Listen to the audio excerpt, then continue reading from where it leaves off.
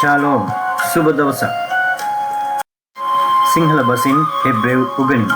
බයිබලයේ Hebrew භාෂාව දැන ගැනීම හිතුණාට අවශ්‍යයි. අපි බෙරෙෂිත් කියන වචනේ මුල් පාඩම අපි ඉගෙන ගත්තා. අපි තවදුරටත් ඒ වචනේ අපි විග්‍රහ කර බලමු.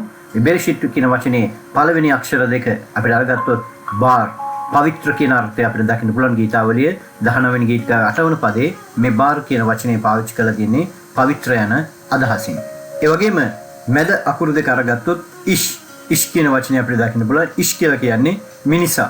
අවසන් අකුරු දෙක අපිට දකින්න පුළුවන් යාත් කියන වචනෙන් පෙන්වු කරන්නේ පිහිටුවීම. දානියෙල් 3:12 ඒ ගැන සඳහන් කරලා තිබෙනවා. ඒ අනුව ආරම්භයේදී යනු පවිත්‍ර මිනිසාව පිහිටුවීම යනුවෙනුත් අපිට මෙම බෙරෙෂිත් යන වචනය විග්‍රහ කරන්නට පුළුවන්කමක් තිබෙනවා.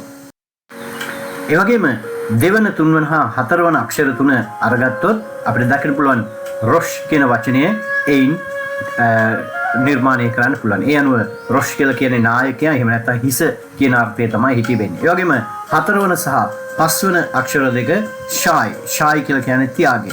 එතකොට පළමු අක්ෂර දෙක සහ අවසන් අක්ෂර දෙක ඉවත් කළ විට අපිට දකින්න පුළුවන් ඉෂ් මිනිසා, එහෙම නැත්නම් එෂ් ගින්දර හැටියටත් එය හඳුන්වන්නට පුළුවන්.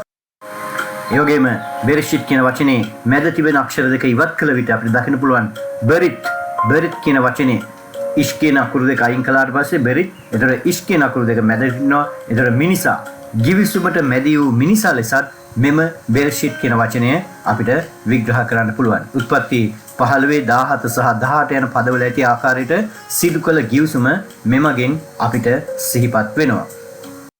ඒ තවදුරටත් අපි කල්පනා කරලා බැලුවොත් මේ ආකාරයෙන්ම බෙරිත්, එෂ්, ගින්දර, ගිනි මැදින් givisumට ඇතුළත් වීම, එහි උත්පත්ති 15 17 18 පදවල ඒ සඳහන් කරන ආකාරයට ඒ ගිනි මැදින් සිදු කළ givisuma ගැනත් මේ බෙරෙෂිත් කියන වචනේ තුලින් පෙන්වන ආකාරය ගැනත් බයිබල් විශාරදයන් පෙන්වලා දෙනවා.